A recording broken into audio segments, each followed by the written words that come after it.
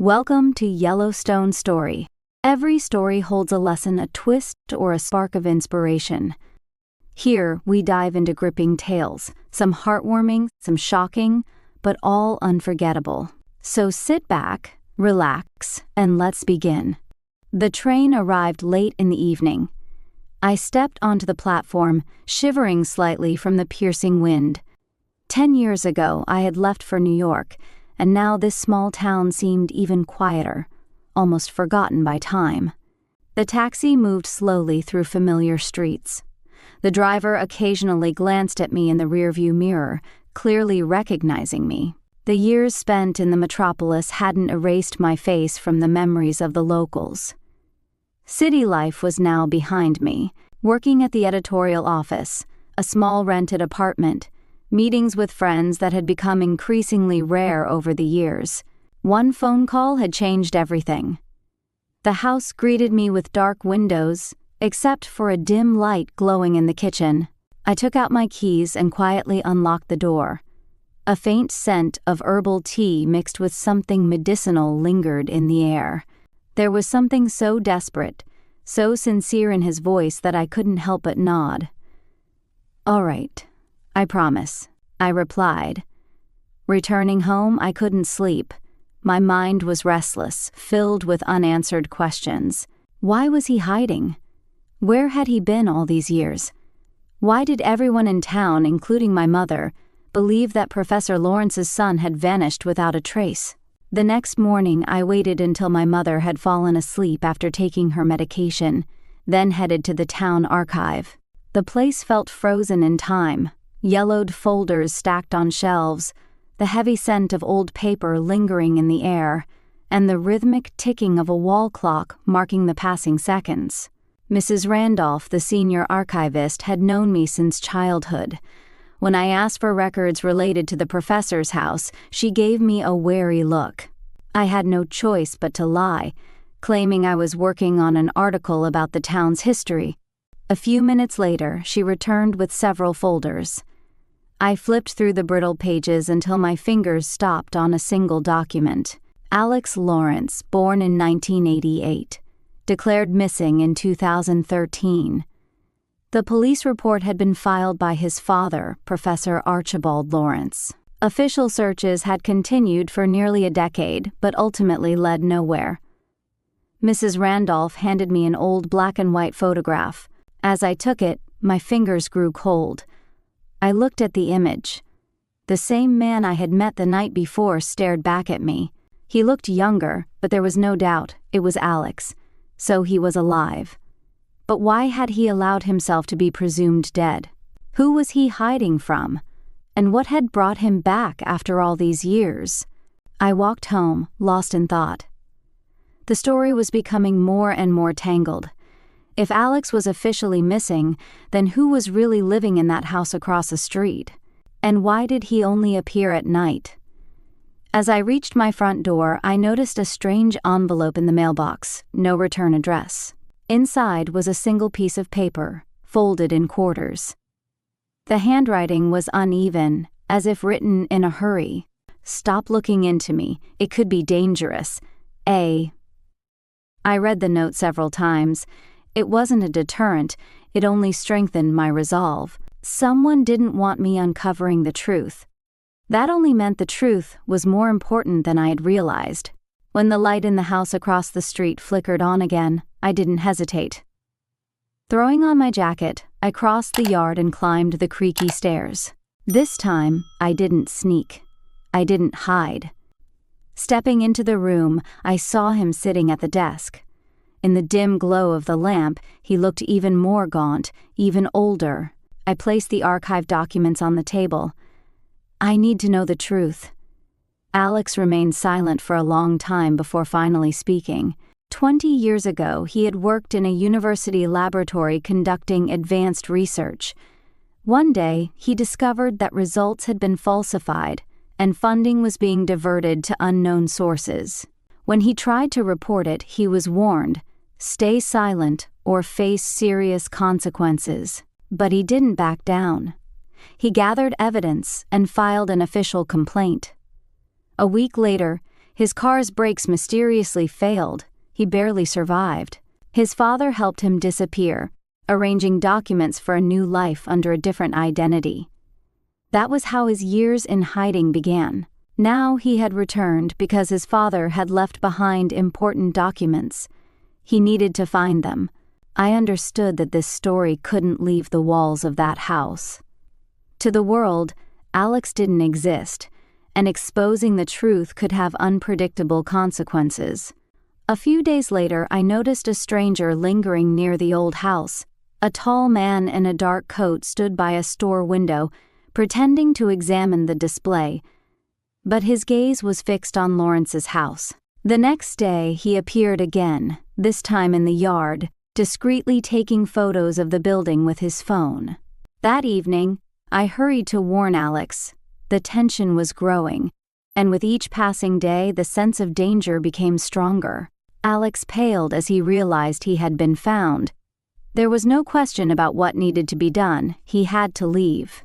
He agreed without hesitation, but, before disappearing, pulled a sealed envelope from the desk drawer. Inside was a letter that needed to be delivered to a specific address. I took it, and the next morning, made sure it was sent to the capital as my first priority. But by the following day, something had gone terribly wrong. The door to the house across the street was left ajar. Inside, everything had been turned upside down. Books scattered across the floor, drawers pulled open, papers strewn about as if someone had searched the place in a hurry. Alex was gone. For a week the anxiety gnawed at me. What had happened to him? Had he managed to escape in time, or had they found him? The thought that my involvement might have led to his disappearance refused to leave my mind. The answer came unexpectedly. A plain white envelope with no return address appeared in my mailbox. Inside was a short note. "Thank you for keeping my secret. Goodbye." From that day on, the light in the house across the street never turned on again. But I knew, somewhere out there, in the vast world, lived a man whose secret I had helped protect. My mother was sitting at the kitchen table, wrapped in an old blanket. She looked gaunt and pale, as if she had shrunk over the years, but her eyes still radiated warmth when she looked at me. She tried to stand up, but I got to her first, quickly approaching and embracing her. She smelled of herbal tea and medicine. "You've lost weight," she said, gently touching my cheek, "and you look exhausted. You're not taking care of yourself, are you?" I just gave a tired smile, not wanting to dive into a conversation about how exhausting life in New York had been. Instead, I placed a box of her favorite pastries on the table. We sat in the kitchen for a long time, drinking tea and talking. I told her about life in the city, but avoided mentioning how I had to leave a good job, pack up my things, and come back here. My mother occasionally closed her eyes but stubbornly refused to go to bed until I insisted. I helped her up, walked her to her bedroom, and carefully adjusted the blanket when she lay down. Returning to my room, I felt like I had stepped into the past. Nothing had changed. The same bookshelves, the old armchair, the wooden desk, even the curtains, faded from years of sunlight. Time here seemed to have stood still. The clock on my nightstand showed nearly midnight when I noticed something strange outside. In the old two-story house across the street, where Professor Lawrence Archibald had once lived, a light flickered on, dim, yellowish, like from a desk lamp. I frowned. That house had been abandoned for years. At least, that's what the neighbors said. The strange light lingered in my thoughts. The next morning, while my mother was still asleep, I struck up a conversation with Mrs. Walker, our neighbor. She often stopped by to check on my mom, and always knew what was happening around town. I asked about the house across the street.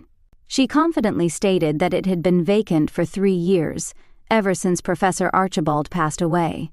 He had no heirs, except perhaps for a son, though no one had heard about him in ages.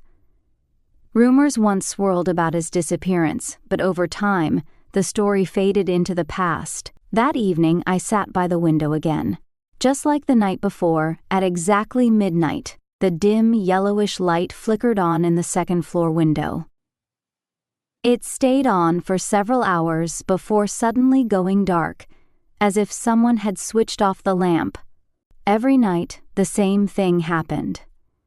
I watched, hoping to catch even the slightest movement, but the heavy curtains concealed everything inside. Only that eerie light proved that the house wasn't as empty as everyone believed. A week passed, but I couldn't shake the thoughts about the house across the street. Eventually, I decided to ask my mother. She was sorting her medication when I brought it up. Her reaction was unexpected. She flinched and a few pills slipped from her hands onto the table. Her answer was vague. She insisted it must have been my imagination, that the house had been vacant for years and there was no reason to talk about it. But there was something else in her voice, not just irritation, but a trace of unease. After a brief pause, she added that there had been rumors in town for a long time. Some claimed they had heard footsteps inside the house, the creaking of old floorboards, and even seen lights turning on by themselves. People whispered that it might be the professor's spirit, unwilling to leave his home. The ghost story didn't convince me. Every night, I kept watching the mysterious light, appearing at exactly midnight and glowing for several hours. One night, I couldn't resist any longer. When my mother was asleep, I threw on my jacket, grabbed a flashlight, and stepped outside. The old house loomed in the darkness, an imposing shadow against the night sky. Only one second-floor window glowed with its usual yellowish light. Standing at the base of the house, I felt the cold air grow thicker around me. Whatever was happening inside, I had to find out. I carefully stepped onto the porch, feeling my heart pounding in my throat. I expected the door to be locked, but it gave way with a quiet creak, as if inviting me inside. The smell of dampness and old books filled the air. My flashlight beam swept across the room, revealing towering shelves lined with books, scattered papers, and aged furniture. Dust hung in the air, shimmering in the dim light. A faint creak sounded from above. I froze, straining to listen. Silence. Only the steady ticking of an old clock echoed somewhere deep within the house. Every instinct told me to turn around and leave, but something held me in place. The wooden stairs groaned under my cautious steps as I ascended, gripping the railing. A soft, yellowish glow seeped from beneath a door at the end of the hallway, casting faint shadows against the walls. I slowed my pace, my heartbeat echoing in the stillness. The floorboards beneath me betrayed my presence, creaking with each step, so I stayed close to the wall, where they were quieter. The door was slightly ajar. Holding my breath, I peered through the narrow gap. Inside, an old desk lamp with a green shade bathed the room in warm light, illuminating a massive mahogany desk. A stack of handwritten papers lay at the edge, aged, yellowed with time, yet the ink looked fresh, as if someone had just written on them. A quiet, unexpected voice behind me sent a shiver down my spine. "You shouldn't be here." I spun around sharply, my heart pounding even harder. A man, likely in his mid-40s, stood in the doorway. He was tall and gaunt, with piercing gray eyes. In the dim light, his face looked unnaturally pale, with deep shadows under his eyes. He appeared exhausted, but there was no threat in his expression. I opened my mouth to speak, but no words came out. How could I explain why I had broken into a stranger's house in the middle of the night? Finally, he spoke again, his voice low and cautious, as if afraid someone might overhear. "This house belongs to me, but I need you to promise you won't tell anyone you saw me." I stood frozen, trying to process his words. This had to be Professor Lawrence's son, the one the neighbors claimed had disappeared years ago. He sank into a chair with a heavy sigh, as though the weight of time itself pressed down on him.